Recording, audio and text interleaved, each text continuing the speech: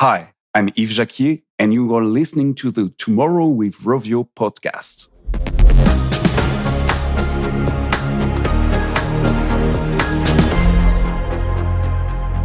Hi, everyone, and welcome back to the Tomorrow with Rovio podcast. I'm your host, Ben Mattis, and I am joined today by Yves Jacquier, the Production Studio Services Executive Director at Ubisoft Montreal and head of a very industry-unique program called La Forge.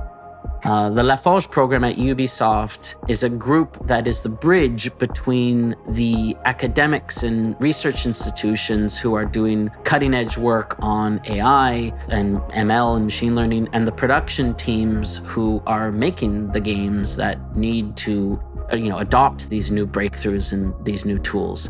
If you have any interest in how artificial intelligence and machine learning can be used to help drive forward the creative process, to unlock new potentials for the makers and the creators of the games that we all know and love and play every day, I think you'll find this conversation with Yves Jacquier very illuminating. So enjoy. Yves, thank you very much for joining us today. We always start with the same thing, ask our guests to introduce themselves, talk a little bit about what you do, and I guess maybe a little bit about what your interests are.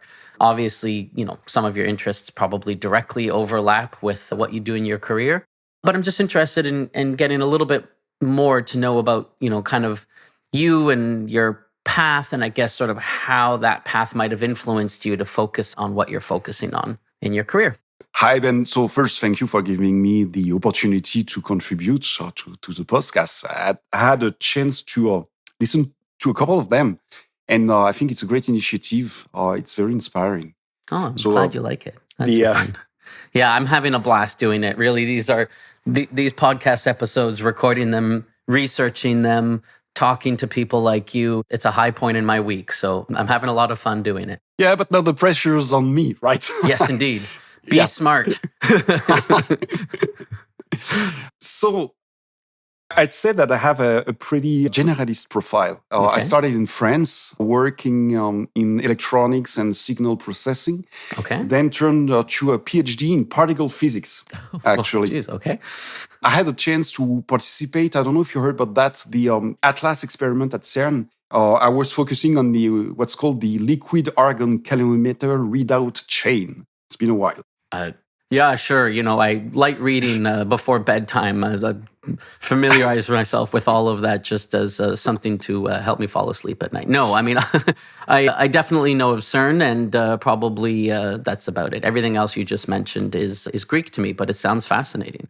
It's you might have heard what the experiment has discovered. It was the Higgs boson back in 2012. Absolutely. Yeah, that made it into pop culture. Yes, exactly. So that was that very experiment I had the chance to participate to. Then I moved to telecoms when cell phones were booming, and finally decided to move in Montreal in 2003. Okay. Started at Ubisoft as a project manager, and obviously 17 years later, I'm still at Ubisoft. When I started, I didn't know anything about the gaming industry, and I was not an avid gamer myself. And since then, I had the chance to lead several positions in Ubisoft on online technologies, IT, production services studio, and more recently, heading a department of R&D called La Forge. That's right. I made other things in my life, like a lot of music. And actually, I feel ashamed to say that just after David Usher was also on the same podcast, but I released a couple of CDs a while ago. Still trying to keep up with music, and actually I can disclose that I'm in a disco band. We're 10 on stage. That is amazing. That is the best thing I've ever heard. From CERN to La Forge and AI at Ubisoft and disco. That when you say you're a generalist, man, you're not messing around. All right, I'm going to make sure that David Usher hears your album. I'm taking a note here after this podcast. I'm going to find your album. I'm going to track it down. I'm going to send it to David. Maybe you guys can do a collaboration and, I don't know, have an AI bandmate or something. Okay, so that's amazing. Obviously, you've spent much of your career, or sort of the last 17 years at Ubisoft. I'm sure everyone here knows of Ubisoft, right? Oh yeah, Ubisoft, Assassin's Creed, and whatever, like Rainbow and Clancy and all that sort of stuff. I worked at Ubisoft, as you know, for many years, Yeah. and I've been in the beast, as it were. And I'm wondering if you can help people sort of understand a little bit about Ubisoft, because it's not just another developer. Ubisoft is a bit of a sort of special organization. So can you talk just a little bit very broadly about kind of why you think Ubisoft is interesting, maybe what's a little bit different and special about it? Sure. First, let's talk briefly about the product side of the equation. So you mentioned Assassin's Creed, for example, and yes, Ubisoft is known for big AAA open world games. Assassin's Creed is one of them, Division, Watch Dogs, Far Cry, to name a few. But what's interesting is that in reality, we have a broader portfolio, if you think about that covers a wider audience with franchises just like Just Dance, which is more for the casual party players, up to Rainbow Six for the professional gamers. So it's really interesting to have a company that offers the possibility to work on big deployment game, big open world, as well as a smaller experience for different audiences. That's really one thing compared to other companies who really rely on one brand, one type of product, and capitalize on that. Yeah. And as you have worked at Ubisoft also, you might know that there's the people side of the equation also at Ubisoft.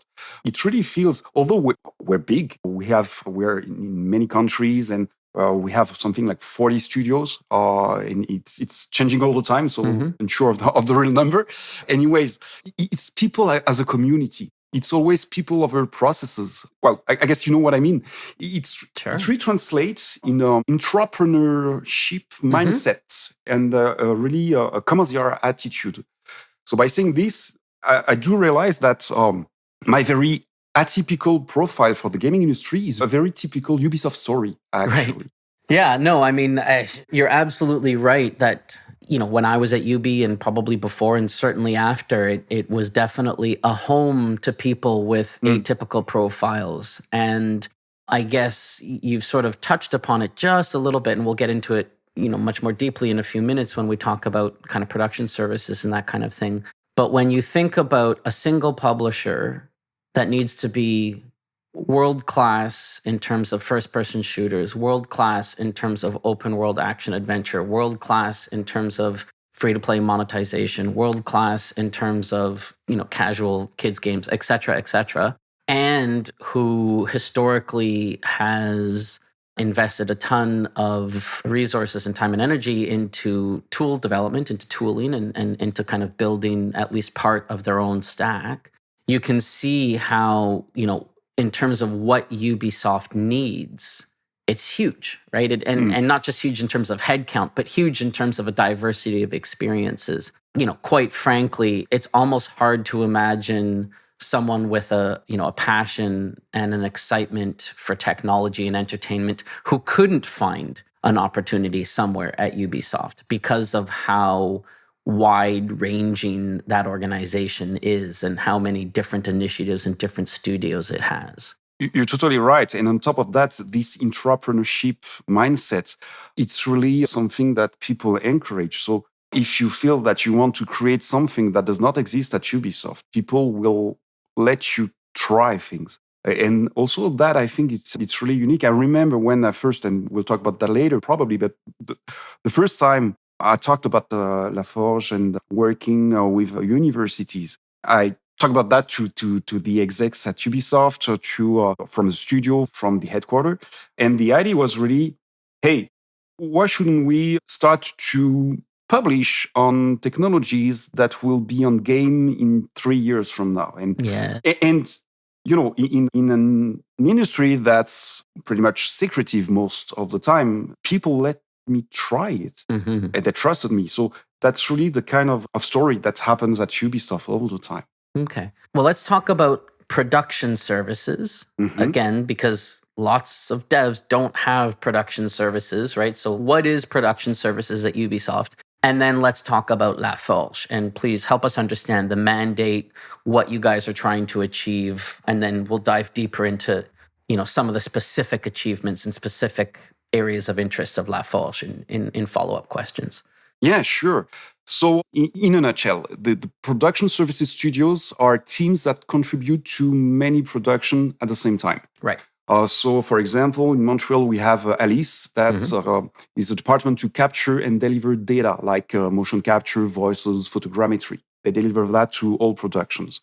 We also have a Helix that specializes in whatever linear content for production. Think about the trailers, cinematics, or icons for RPG icons, for example. We also have the User Research Lab, which provides insightful feedback on our games through playtests, telemetry, biometry, cognitive studies, and all those sort of things. And finally, we have La Forge, which is an R&D department. But to really understand what La Forge is and what it does, I think it's important to first understand the problem we're trying to solve. If you take a step back, and that's especially true for creative industries, our success comes from our innovations, but our sustainability comes from our ability to reproduce them, right? Yeah. And if you think about that, every technology, every process has a life cycle, because first it takes time to provide convincing results. But when most obstacles are overcome, that's when you improve your recipe over time before you reach a plateau. And that's true for any technology, every organization. Yep. And the issue is that it's always very difficult to self-assess this plateau. Because you are likely in a situation where the activity is very successful, the organization is very well structured to reproduce this success, most of the time in silos. And to take a concrete example, if you think about the cell phone brands that you had 15 years ago, which is not that long, or the movie renting store you stop by to get the latest movies, at that time, 15 years ago, it was working very well. It was very healthy business at that time. Yeah, who would have thought that Blockbuster was just going to completely disappear? Exactly. And then that's the issue. You have a new technology that emerges. And at one moment in time, it produces worse results if you compare that to your whale oil recipes. If you think about that, the first touchscreen phones or the first video streaming services, the first instances of those technologies were far from being appealing. Everybody remember the iPhone, Netflix, but before that, it was way less appealing. But then came the iPhone, enters Netflix, and boom. Absolutely. So to me, what we called modern AI, or more specifically machine learning, which is a subset of AI, that's amongst those technologies. Things that are doing things today maybe worse when you compare that to your well-oiled processes and technologies and etc. But that has this disruptive capacity. Right. And the question... Oh, sorry. No, by all means, please continue. I'm hearing you talk here, and I just finished a podcast episode with a patriot of yours, a colleague of yours, rather, Clint Hawking, UB Toronto, and he did this wonderful interview with, Ted Price on the Game Maker's Notebook. So Game Maker's Notebook is, for anyone listening who hasn't heard it, again, another wonderful podcast about, the art and science of making video games. And, Clint was talking in particular about a lot of the foundational work and this sort of tech work that needed to go into, Watch Dogs Legion and sort of what could and couldn't be done kind of procedurally or with ML and AI and that kind of thing. And he used the example that I just want to share of, the uncanny valley and, having to, not just uncanny valley as it applied to like, oh, well, does this character look human? But rather the whole experience of the NPC, the lines, the movement, the facial animation, et cetera, et cetera. and that they had to just leap. And they had to just leap across that valley, knowing that they might only catch the bottom rung of the Yeah. ladder, climbing up the other side, and that it was going to be a grueling battle. But at some point in time, those were battles that had to be fight, and that was, a ladder that had to be climbed. And I hear you, and I hear Clint, and I can tell that UB has drunk that Kool-Aid, right? That as an organization, you guys are definitely jumping across that void and looking at ways to systematically leverage technology to, move things forward. And you're not afraid of the chasm in between. Exactly. And we had a discussion with Clint at the beginning of Watch Dogs Legion to see how we could think the way we help make this game differently. And what's fascinating is to see how technology has changed in only a few years. And if we were able to start, let's say, Watch Dogs Legion over again, the production side, we would have way more powerful tools, of course, to go further in only a few years. Yeah. And that's a problem we're trying to solve at LaForge, which is when you're a successful company, you have solid processes, you have your well-oiled organization, and etc. How do you explore those potentially disruptive technologies or topics? How do you make sure that you are able to test them so that creative people like Clint are able, to take them and push them further, or to participate to the experience of the player? And when you do that, when you explore those areas, more importantly, so you have this successful company, how do you incorporate those prototypes, those potentially disruptive technologies, topics? How do you incorporate that into your core activity? Right. And talking about that, when you want to get new ideas, and if you want to get a sense of, to scout simply such topics, you can do that in academia, because after all, those people the people who work in universities, they aim to create knowledge. And so they create new knowledge all the time. But the problem is that the journey from the theoretical research to a product, in between, you have which is something like the uncanny valley, probably, but to me, it's a gap of wasted ideas somehow, because the researcher focuses on creating knowledge, and we focus on creating games. We do not talk the same talk, and we do not walk the same walk. And the idea of LaForge is really to bridge this gap that is between the academic world and Ubisoft, and be a platform that serves really genuinely both interests. For example, when we started in 2008, we started working with Yoshua Benjo. I don't know if you know him. Yes. You almost can't work in Montreal in technology and not know about Yoshua Benjo. I mean, come on, he's a bit of a superstar. Totally, he's a rock star of AI. Totally. Yeah. And we had back in 2011, I think, we had an industrial chair, and we discovered two things at that time, which is deep learning had the potential to shake many pillars in our society, not only games, but also that having researchers and developers work together, honestly, it feels like herding cats. Totally. Yep. And that's why we created LaForge at the end of the industrial chair in 2016. We wanted to create that as a space to serve both interests by design. So it's a place where people from Ubisoft, anybody, can come and try new ideas through prototyping, always based on the less academic results. So if you want to try, let's say, text-to-speech or new ways to think about animations or whatever, you try it.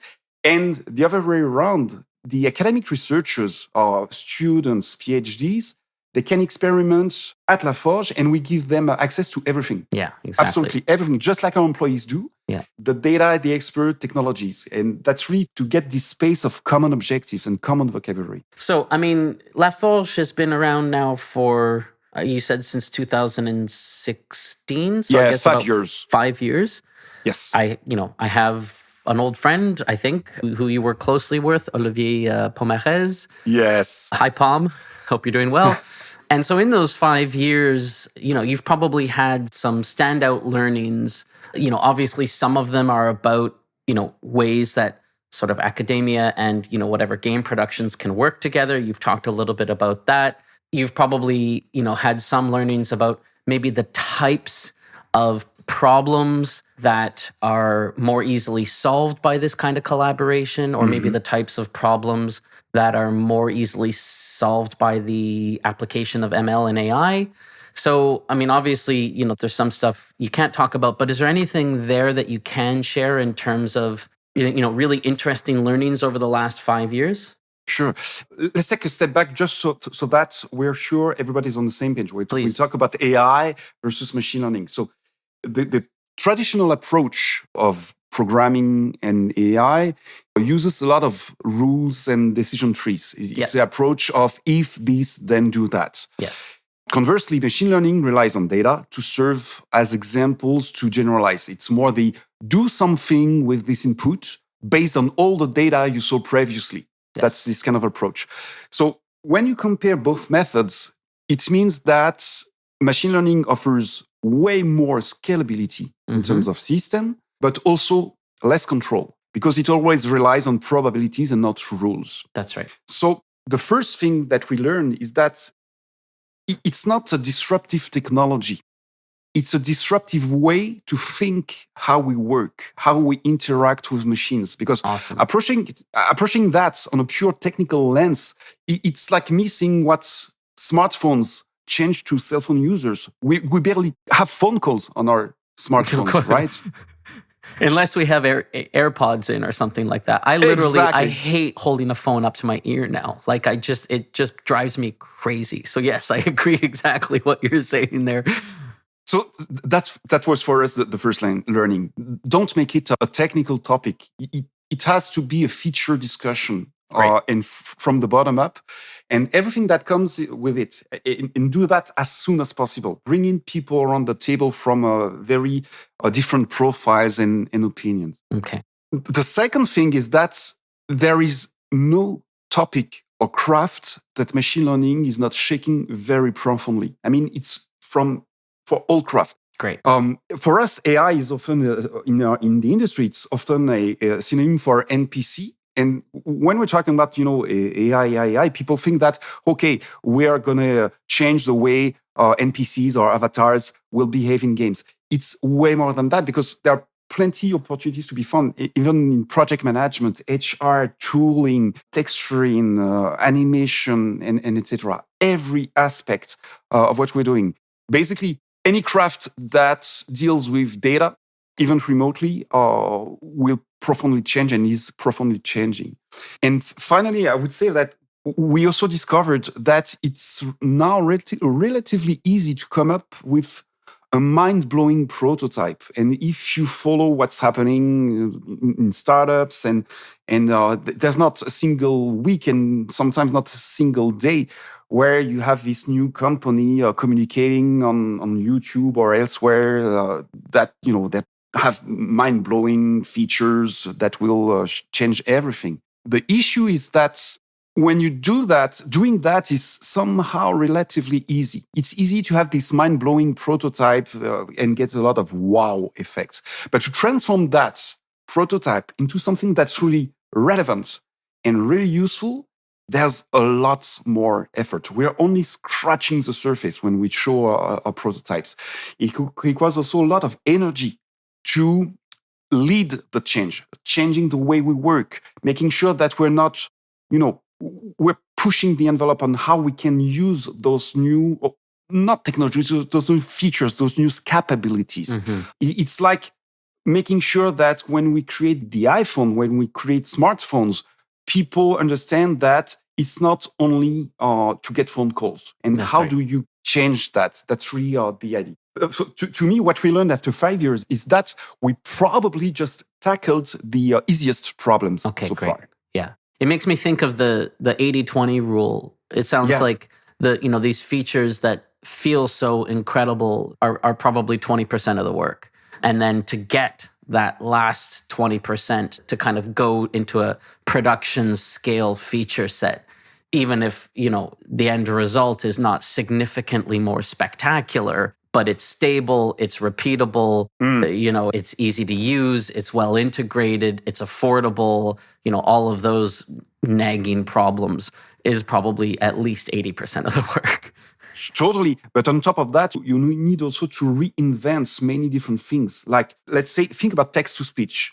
For example, today, text to speech, you're able to generate a voice based on text, and you can get many products or features to, let's say, get different emotions or intentions in the voice. And the way to do that generally is you have this drop down menu and you select the intention, whether it's a joy, neutral, Exactly. whatever.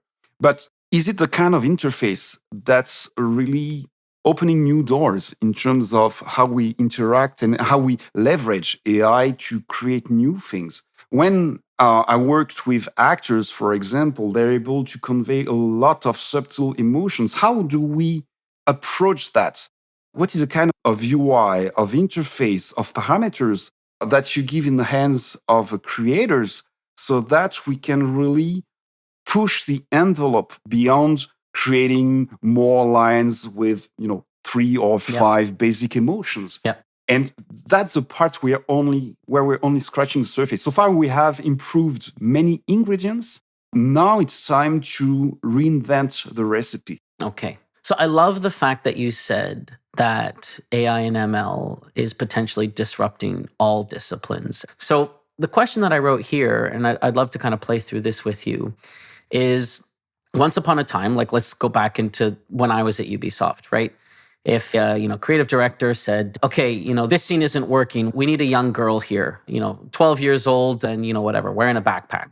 I'm just making this up as I go. Then there's a lot of steps. Obviously, okay, the character concept artists have to, whatever, concept out the girl, and maybe the narrative director is, working with them and kind of writing out her bio and what she likes and what she doesn't like and who this person is and what she's feeling and all that sort of stuff. You've got, the character modelers who are, modeling this thing. So now this character exists in 3D. It's getting textured. It's looking good. You've got the animators, the technical animators who are kind of rigging the character. So now, now this character has the potential to move. You have the animators, maybe the mocap animators who are actually collecting mocap for this character. So now this character is, has a variety of moves that she can do. You probably have some sort of technical designer or someone who's integrating the character, a scripter or something like that, who's integrating the character into the mission. You've got audio who's recording lines, maybe an audio designer or someone like that, or a dialogue designer who's, recording lines for this character, and then, someone who's mixing those lines in. So, I mean, it's, I've skipped over obviously a bunch of steps, but by and large, like you said, there's probably 10 different disciplines involved, and possibly months of work involved in something as simple as, I want a girl who walks up to the protagonist here and says, whatever, hey man, can I have a, whatever, can I buy those sunglasses off you or something? So can we dive in a little bit deeper into any of the specific areas that La Forge has explored in the last 5 years to help optimize kind of something like that specific pipeline, something that the player and ideally most of our listeners will understand, so we can have a concrete example of how AI has helped, fundamentally change that laborious process. Sure. So what you described is really the way most gaming companies work. And if we're taking this step back, it's why do we work like that? We work like that because we found this recipe, right? And we improved that over times. And then we somehow created those silos, those 10 different or more disciplines that are trying, all of them are trying to improve that. So if you're, I don't know, creative director or whoever, ask for this character, the character gets more polygons in terms of to have more realistic, as a more realistic model, to have a more realistic facial animation, to have a more realistic voices and etc. But what it means is that each silos is improving its own output somehow. What I think is that in not that many years, it will change. You will have, let's say, a character designer who could potentially be entirely autonomous into creating and animating such a character. So to do that, it's not only providing a new tool, it's also changing the way we work. And Still, we will need expertise and experts in each of those domains. But for many characters, you will be able to create that with a few clicks and with accelerating from the intention to the final result. But that's really what the AI is good at. Mm-hmm. To do that, what we're trying to do at Laforge is to always balance trying to put new tools in hands of the different experts, like voice designers can now play with text to speech, which can accelerate their part of the process. We have built a technology that's able to create an HD head, fully animated 2 or 10 times faster than with traditional methods. So first, we're getting, in this pipeline, we're diminishing by 10 the time it takes for each step. Okay, great. But more importantly, what we're trying to do is to make sure that each step is connected so that you can either use one of the vertical, you can use the head modeling prototype that we created, and you can still animate that by hand if you feel that you have to as a creator. But conversely, if you want to use text to speech to animation, you can do that as well. So your character, you pick up a voice, you tap a line, and the final result, it's an HD character, fully animated, that's talking to you. And that we keep always both possibilities. That's really the key idea. So we've been working in many areas for that in terms of improving the way we create textures, we create heads. Animations also is something where we think we're pretty strong to create animation systems. Well, to get rid actually of the animation systems as a plural. You know that when you create a game, you're always switching between different clips of animation or different animation systems, trying to blend that, and it creates some issues. So we've created a system called Choreograph, where you just throw all the mocap data that you have, and then you get a character that can move around and sit down and acknowledge the other NPC and even potentially parkour at some point in time very easily. All you have to do is really throw data that looks like the kind of style that you want to have, and the AI takes do the rest for you. So it's way easier to iterate when you want to try things in a game and try what works and what's not working. But on top of that, it also adds a sense of more believable animations. You don't have the glitches that we'll experience in games. I mean, I worked for 5 years on Prince of Persia. Yeah. Probably had at our peak 40, maybe 35 to 40 animators. Often hand animating, all the transitions, all the blends, for all of the characters, particularly the prince. You said it earlier, if Clint and his team were to restart Legion today, it would be a totally different production. Yeah. I just can't even imagine restarting Prince of Persia today with that animation tool you just described. So it leads me to, I guess, this next question, which is maybe a little bit, well, there's a pathway whereby this next question gets dark, but hopefully that doesn't end up coming to be. Before we started recording, you and I were talking about the episode with David Usher. And we were talking primarily about that as him as a musician, but of course the main focus of that David Usher interview was the creative process and AI's role or AI's potential to significantly disrupt that. And David obviously has some very interesting perspective on how human AI creative collaborations can work, where AI is useful, where AI is, not useful, or where he thinks, what he called it was the rough edges. We like the rough edges as humans. We like the rough edges in our creativity and our entertainment, and AI is maybe not so great at that, and humans are better. But he also talked a lot about, the loss of scarcity, right? Yeah. And the sort of almost the potential to disempower creatives in a hypothetical world where AI can, do all of this. So talk me through what happens to the 35 or 40 animators of a hypothetical Prince of Persia futuristic game when there's an AI-powered tool that does a lot of the work they used to do by hand for them, possibly better than they could do themselves. What does that mean for the future of game developers? That's an excellent question. And that's why at Laforge, we are not working on those technologies solely from a technical standpoint, but we actually have a strong opinions in terms of making sure that everything we do at Laforge, always do that we prototype somehow in a very responsible manner. So how do we do that? Let's think about 15 years ago, 20 years ago, 15 years ago, when we first introduced motion capture and at Ubisoft. The first reaction from animators was that they thought they would disappear. They saw motion capture as a threat, actually. But actually, it's a tool. And the tool makes sense when it's used by people who know animation, who have this expertise. And they were able to take this expertise they learned and acquired and were renowned about the expertise of keyframing, let go of the keyframing technique to go to another technique that is motion capture. So to me, by the end of the day, animators will just have another tool to create more amazing experiences.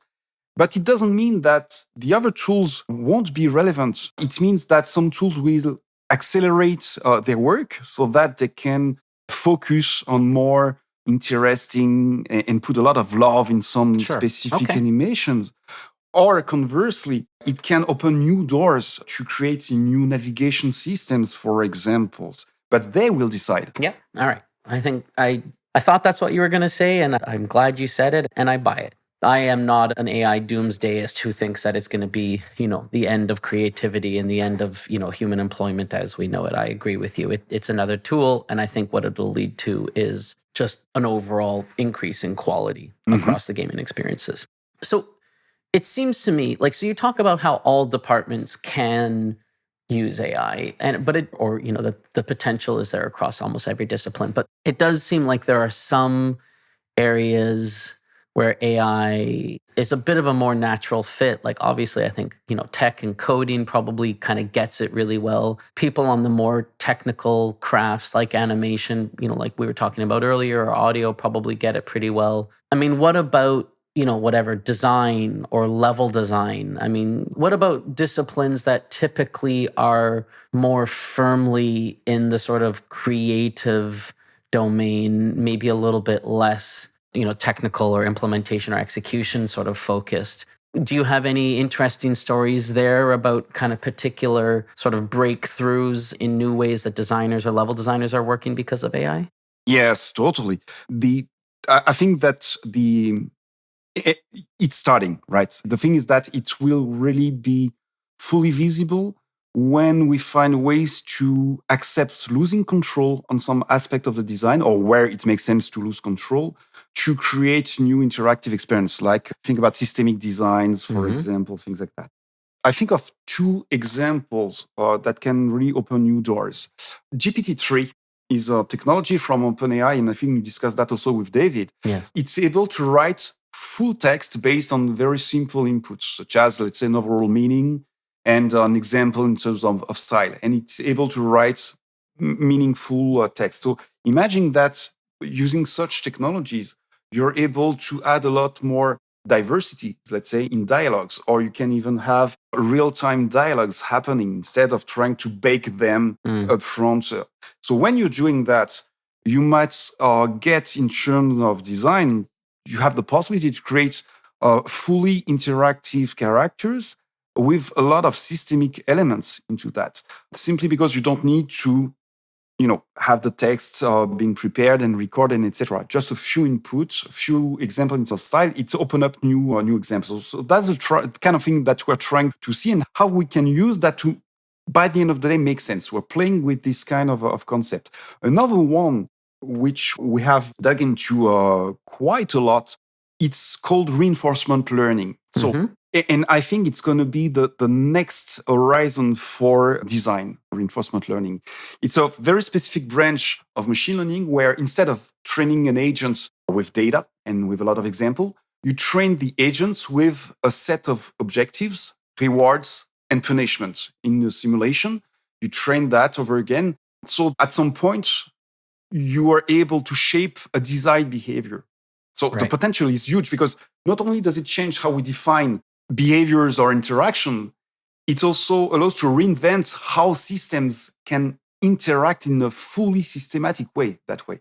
With that, what we tried with have two different agents, like two classes of characters with different powers and things like that. And we were able to have them collaborate and create collaborating strategies we wouldn't have thought about to reach common or different objectives.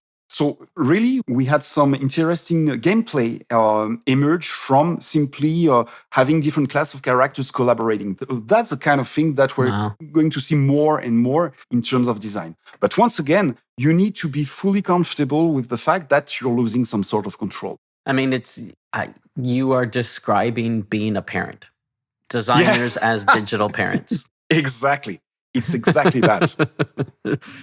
You can nudge, you can nurture, you can punish, you can reinforce, but at the end of the day, you're letting your agent run wild in a simulation. Exactly. Well, and sometimes it's not it's not a simulation. It's your room and your kiddies are putting a lot of mess around. Yep. And believe me, I don't let them play too much with my guitars. Yeah, I can understand that. Wow. Okay, that's really interesting. I love that example. So, I mean, AI, anyone who's dug into AI, anyone who's even tried to work with AI at a sort of rudimentary level really quickly runs up against probably one of two problems. The first problem they probably run up against is, it is just a completely different way of thinking about how to solve problems. So, that was a lesson that a lot of people kind of probably learned, whatever it is, 8 years ago or something like that, where, they would just try and slap AI onto an existing problem and then just find that they couldn't think about it the same way and get the results they were looking for. Obviously, certain people with kind of expertise in AI, have been evolving, and there is this sort of impression, that to work with AI, you need like the large team of like hyper expensive data scientists and like data researchers and, AI developers and that kind of thing. The other challenge that anyone who's worked with AI has just encountered is data sets, right? Like, your results are only going to be as good as the scope of your data set permits them to be. You can have, a great problem and, really, incomplete data, and your model is just going to suck, right? It's not going to be any good. And so that loss of control is going to be so big that the end result almost feels, useless. So, like, how do you see those two challenges evolving as it comes to the sort of democratization of AI in game development?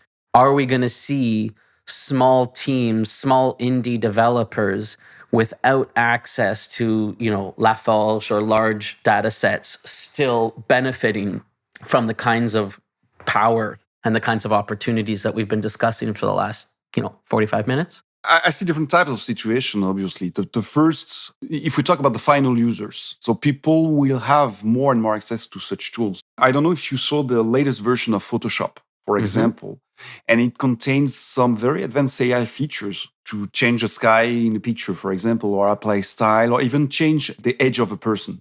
So we can expect AI to democratize many applications that were only accessible to few. But it's also bring the question of the control over those tools. And it's also linked to the question of scarcity that you mentioned earlier. Because, with such powerful tools, it's easier to change the sky in a picture. And I would not be surprised to see a lot of pictures with fancy skies in the near future. But is it democratized? Yes, somehow, but at the expense of some sort of creativity and diversity, maybe, in this situation. The second is more AI as a discipline, and I think it will be more and more accessible. Today, it sounds like it requires to have a PhD and to deep dive for years into very complicated mathematical concepts. But more and more, I think whether from an education or academic standpoint, or through a more open sources library tooling, it will be more and more accessible to technical people, I should say, or even non-technical people to try new things, to try new features, like applying some algorithm to a different type of data sets, or try to tune some reinforcement learning set of parameters to reach another objective. And we're working hard actually to make sure that's accessible. So I think that part will still be more and more accessible. But finally, when we're talking about development of tailored AI, so something that would be really specific to create a brand new experience, a brand new feature, I feel that it will likely remain in the hands of few. Because it requires to have under the same roof, you need to have the cutting edge expertise. You need to have, as mentioned, access to a lot of data. You need to have access to a crazy computing power to train the models. And I don't see that being fully decentralized anytime soon. If you think simply about that, and if you're curious about AI scientific publications, most of them cannot be reproduced, and because even when the algorithms are disclosed, the data sets are not accessible. Right. And that's true for most of the scientific publication. That's what we're in when we're talking about scientific publications. Let's talk about virtual beings for a second. Let's talk about digital twins. So imagine a hypothetical, Watch Dogs Legion 3. Okay, so 5-10 years in the future, something like that. Obviously, the NPCs in that world will be hugely powered by AI, and they shouldn't feel like I'm talking to AI. They should feel like I'm talking to a hypothetical citizen of futuristic London who are walking about the street, going about their daily lives. Maybe I can, maybe I can't take control of them, but they should feel real. They should have wants and needs and plans and kind of paths that they're on, and they should kind of have their lives that are all, intertwining. And a lot of that will be powered by AI, and I shouldn't necessarily see that. Now, if I could click a button and capture myself, take a photo of myself, and boom, I have a nearly photorealistic AI avatar of myself in that world, and record myself talking for 15 minutes or 10 minutes or whatever it is, and boom, have a near perfect audio copy, a voice skin, as it were, of my voice attached to that avatar. I'm starting to begin to approach having a digital twin, right? Who I can kind of say, represent me. I'm going and doing something else. Now, if that digital twin starts to learn from me, again, privacy and all of that sort of stuff aside, imagine it's always listening and it's always learning from me, and it's always understanding how I talk, and it's always understanding how I play. Eventually, it's going to become, through reinforcement learning, right? It's going to become a better and better agent representing me. And at a certain point in time, to someone who doesn't know me deeply, that digital twin could almost be mistaken for me, right? Like it could represent me in a digital platform relatively well. Now, in that case, I definitely want people to know that's AI. I want the word AI, Ben, slathered across that person's, name, tattooed on their face, to make it 100% clear that you're not talking to the real Ben here. You might be talking to an agent who represents me, but you're not talking to the real me. And so if this person says or does anything offensive because I don't have complete control over it, we can follow up afterwards when I connect back online. So there are certain cases, particularly when it comes to this kind of digital twin idea, where I feel like as a player, I want to know when I'm talking to AI, and I want the fact that it's AI to be front and center. Yeah, I hear you. And actually, it's more a question of, if you think about that, it's more a question of context and design. Because today, some companies are using, I have this very concrete example from a game that's made in China by a very huge gaming company there. They have this shooter, and it's a competitive shooter on mobile. So when you play this competitive shooter, at some point, if you're losing too many matches, they will create or what they call a consolation match, where they put you in front of bots, so basically AIs, and they don't tell it to you. So you don't know that you're playing against AIs. You think you're playing against players. And obviously the AIs are set so that, because it's a consolation match, you've lost a couple of matches against real human. We add a couple of matches against AI so that there's more retention in the game. Confidence booster. Exactly. So it's already happening. And it's more a question of design and intention from the creators than really a question of technology. When a few years ago, Google presented their assistant. I don't know if you remember I when remember that. Yeah, book me a haircut or whatever it is. Exactly. One thing that struck me back then was that in these examples, you had one of the most important AI company, and you had the CEO of this company presenting the spearhead technology products they're pushing. And when they do that, never in this demonstration, the AI said, I'm not a real human. The example was made to somehow dupe the hairdresser or what's not. So it's really more on the intention side of the equation from the creator's perspective. But there's also something based on when we're talking about digital twin. Let's say you have this digital twin now. What would you trust this digital twin to do and not? Would you let this digital twin buy a house for you? Although, if you think about that, the criteria for a new house, are pretty simple to model. Would you let the digital twin buy something for you? So it's also the context of usage. In some cases, you might be comfortable having a digital version of you acting somehow on your behalf, like companies do when we're using chatbots. What are they saying when they're using chatbots? They say we're comfortable that this chatbot represents us. But when it comes to some specific interactions, you do not trust the AI anymore, and you put the human back in loop. So I think it's important it's not a question of labeling AI or not. I don't like the word ethics because it's heavy. It carries a lot of things. But we definitely need to think that upfront, all those questions upfront, and not trying to adapt to that. I would hate to be in a situation where the technology is able to create such perfect digital version of yourself, whether it's in terms of model, voice, and behavior, and etc., that we need to react by adding a sticker saying, hey, it's a fake me. Actually, that's what's happening with deepfakes, if you think about that, where you can have your face put on whatever kind of video, and that's devastating. So that's why I think it's more something to handle upfront. Definitely. Yeah, I hope you're right. And I hope you're right that these systems will be designed very thoughtfully. And because obviously we can see it's very easy to imagine the damage that can be done to the world if we somehow stumble, if we let ourselves stumble into a world of digital twins. It's very easy to see how that could go bad. I've got two last questions here I'd like to try and close out on.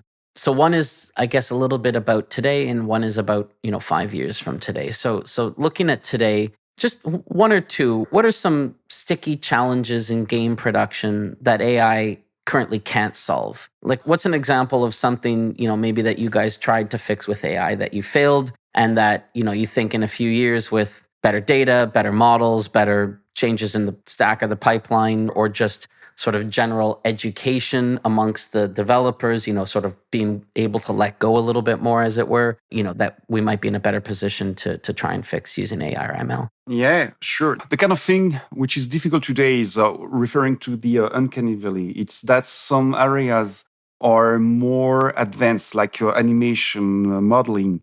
Today, it's almost solved by AI, whereas text-to-speech, for example, works extremely well for some types of voices, like neutral voices.